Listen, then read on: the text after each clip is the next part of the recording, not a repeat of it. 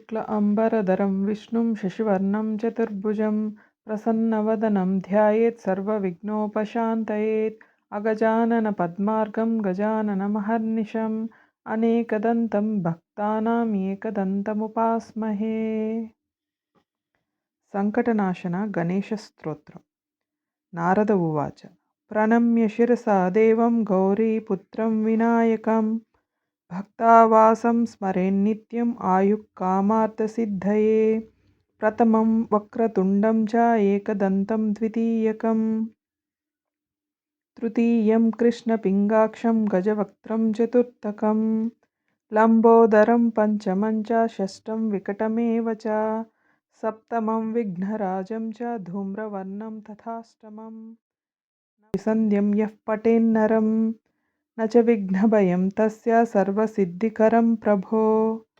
विद्यार्थी लभते विद्यां धनार्थी लभते धनं पुत्रार्थी लभते पुत्रान् मोक्षार्थी लभते गतिं जपेत् गणपतिस्तोत्रं षड्भिर्मासैः फलं लभेत् संवत्सरेण सिद्धिं च लभते नात्र संशयः।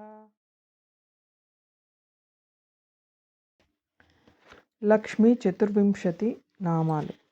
ओं नमः श्रियै लोकधात्यै ब्रह्ममात्रे नमो नमः। नमस्ते पद्मनेत्रायै पद्ममुख्यै नमो नमः। प्रसन्नमुखपद्मायै पद्मकान्त्यै नमो नमः।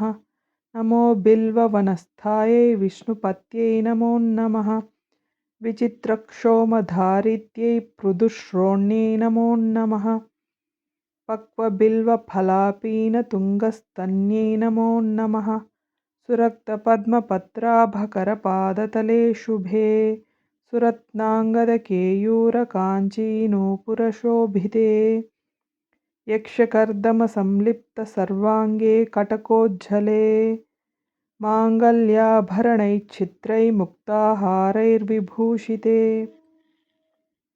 ताटङ्कैरवतंसैश्च शोभमानमुखाम्बुजे पद्महस्ते नमस्तुभ्यं प्रसीद हरिवल्लभे।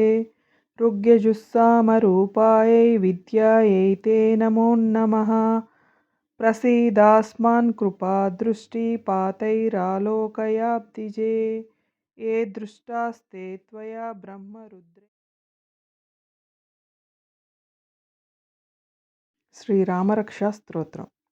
ॐ अस्य श्रीरामरक्षास्तोत्रमन्त्रस्य बुधकौशिकऋषिः श्रीसीतारामचन्द्रो देवता अनुष्टुप्छन्दः सीताशक्तिः श्रीमद्हनुमान् कीलकम् श्रीरामचन्द्रप्रीत्यर्थे रामरक्षास्तोत्रजपे विनियोगः। ध्यानम्। ध्यायेदाजानुबाहुं धृतशरधनुषं बद्धपद्मासनस्थं पीतं वासोवसानं नवकमलदलस्पर्तिनेत्रं प्रसन्नं वामाङ्कारूढसीतामुखकमलमिलल्लोचनं नीरदाभं नानालङ्कारदीप्तं दधतमुरुजटामण्डलं रामचन्द्रम्। स्तोत्रम्।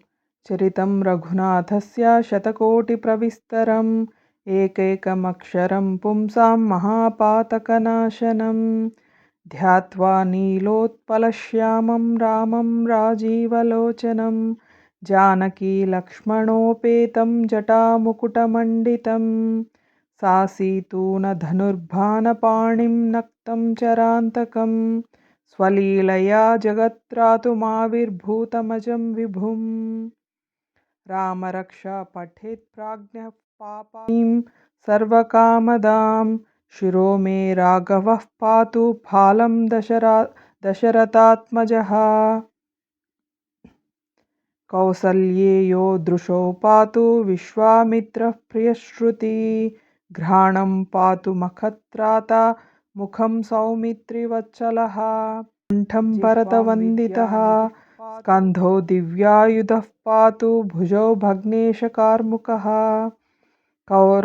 करौ सीतापतिः पातु हृदयं जामदग्न्यजित् मध्यं पातु खरध्वंसी नाभिं जाम्बवदाश्रयः सुग्रीवेशः कटिः पातु सक्थिनी हनुमत्प्रभुः।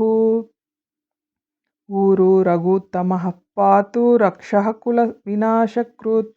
जानुनी सेतुकृत् पातु जङ्घे दशमुखान्तकः।